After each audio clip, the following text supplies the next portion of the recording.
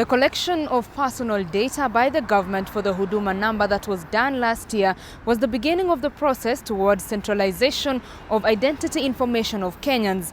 This process was halted by the court injunction last year, but now with the lifting of that court injunction as well as the public participation forum of the NIIMS Regulations 2020 that will guide the data protection, the process seems to be on.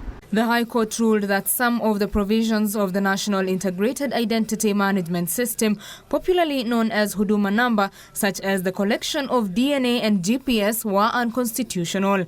The court gave the green light for collection of other biometric information, such as facial data, iris and fingerprints, terming it sufficient for purposes of national registration.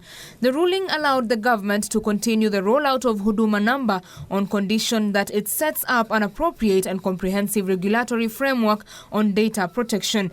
It is against this backdrop that the public participation on registration of persons, the National Integrated Identity Management System Regulations 2020, has kicked off.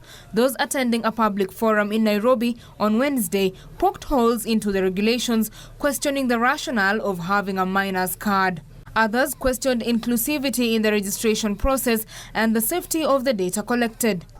It's free of charge for citizens' first application. What about for the rest of vulnerable people that we suddenly have?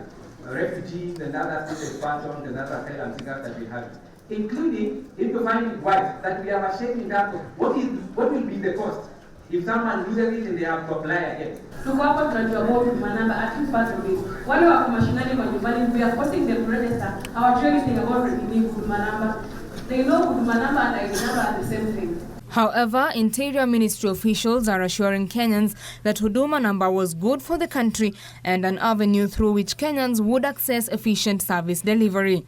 You will utilize this forum to constructively engage on these draft regulations.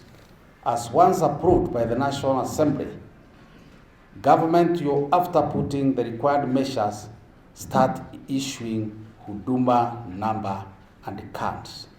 The security management, enable verification, validation and authentication of personal data of every individual, promote standardization and streamlining of relevant government processes, and minimization of cases of identity theft.